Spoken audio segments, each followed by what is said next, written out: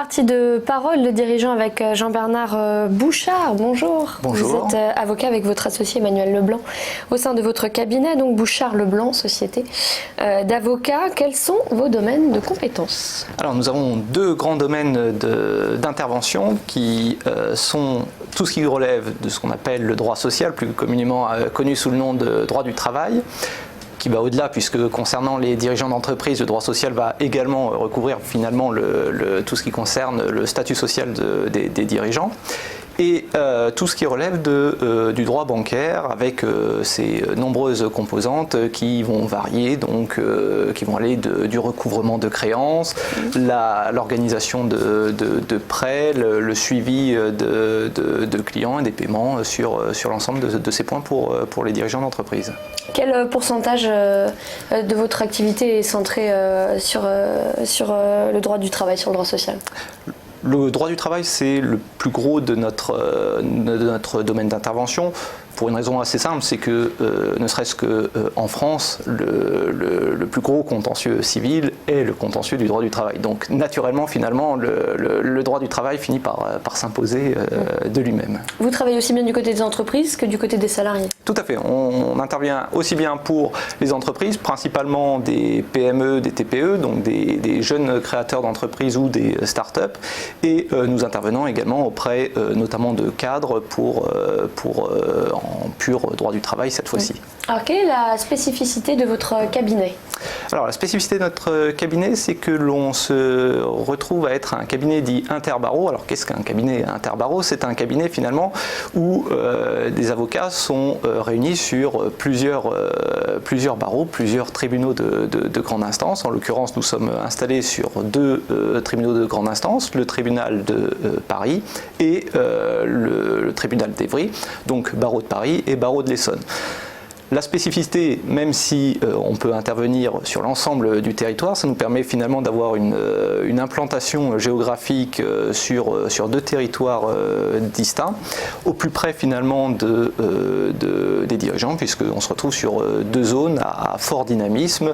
Paris, bon, plus besoin de présenter Paris sur son dynamisme, et l'Essonne avec l'arrivée notamment du Grand Paris, toute la zone d'Évry, Plateau de Saclay, etc., qui est en train de se développer fortement et qui attire énormément d'entreprises désormais. Donc c'est une réelle force pour votre entreprise, cette spécificité? Oui, tout à fait. Ça nous permet d'être présents sur chacun des territoires et pouvoir intervenir au plus près des besoins de ces entreprises. Parmi vos autres points forts, lesquels pouvons-nous citer?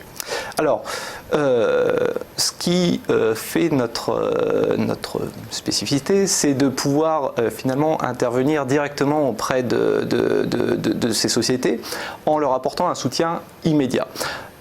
Tout part d'une situation un peu particulière, c'est que finalement on est dans une forme de paradoxe où l'activité d'avocat est souvent estimée par les différents sondages qui peuvent avoir lieu comme étant très onéreuse, notamment pour les TPE-PME, mais en même temps, elles ont besoin d'avoir une qualification, une réponse juridique à leurs problèmes précise, et lorsque l'on compare les différents sondages justement qui sont menés sur ces points-là, on s'aperçoit de cette ambivalence. On est d'une part trop cher, mais d'autre part, lorsque nous intervenons, on reconnaît la qualité de notre intervention. Nous, ce que l'on a souhaité faire finalement, c'est de pouvoir intervenir au plus près du besoin de ces TPE-PME en justement revoyant notre façon de fonctionner d'un point de vue des honoraires. Pourquoi? Parce que finalement, ce dont on s'est rendu compte, c'est que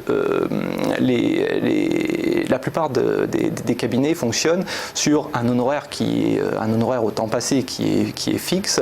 Cet honoraire fait que vous ayez une question relativement simple ou une question un peu plus complexe, finalement, vous allez peu ou prou payer verser des honoraires qui peuvent paraître exorbitants, là où sur des questions simples, parfois il n'y a pas forcément d'honoraires exorbitants, et la conséquence qui se trouve derrière finalement, c'est que l'ensemble du domaine du conseil juridique, je ne parle pas du contentieux, seulement le domaine du conseil juridique, s'est retrouvé en quelque sorte attrapé par un certain nombre de professions qui gravitent autour du droit. Je pense aux experts comptables, je pense aux huissiers, je pense également aux notaires, qui ont très bien compris quelle était quelque part la faiblesse des cabinets d'avocats, c'est qu'ils étaient finalement estimé trop cher pour des questions simples, et finalement on se retrouvait à intervenir un peu comme des pompiers lorsque l'incendie était déclaré au sein de l'entreprise.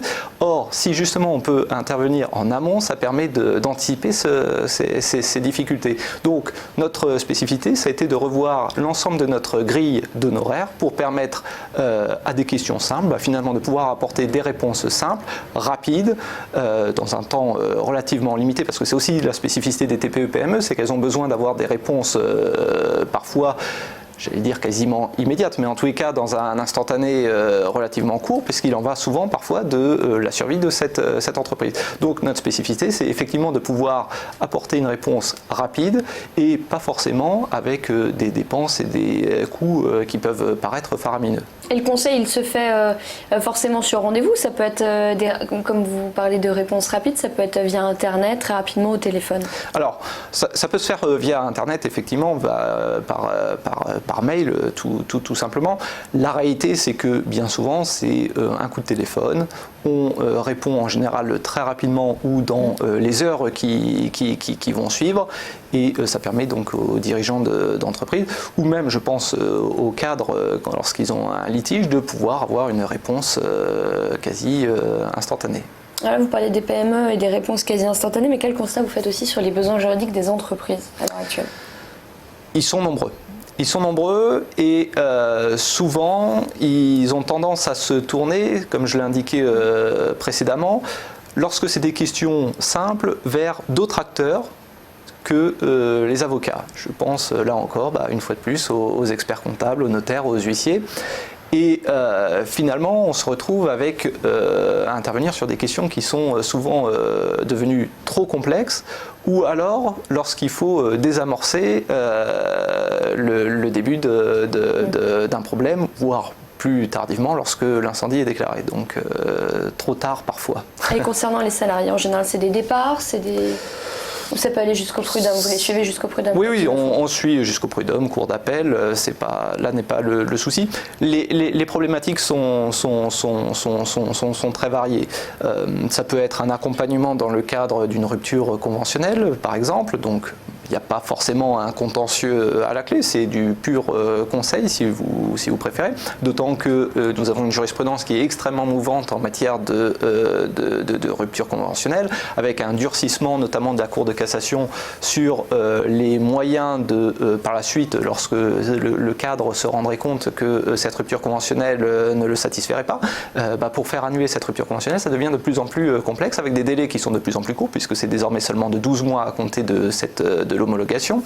Donc c'est des cadres qui ont besoin d'un conseil rapide, premier élément. Ça peut être effectivement plus classiquement, j'allais dire, dans ce que l'on sous-entend dans l'ensemble des licenciements. Donc ça va des licenciements économiques aux licenciements personnels, qu'ils soient disciplinaires ou non disciplinaires. Donc on a vraiment une intervention qui est sur l'ensemble des domaines. Plus rarement, c'est sans doute une spécificité de notre culture juridique.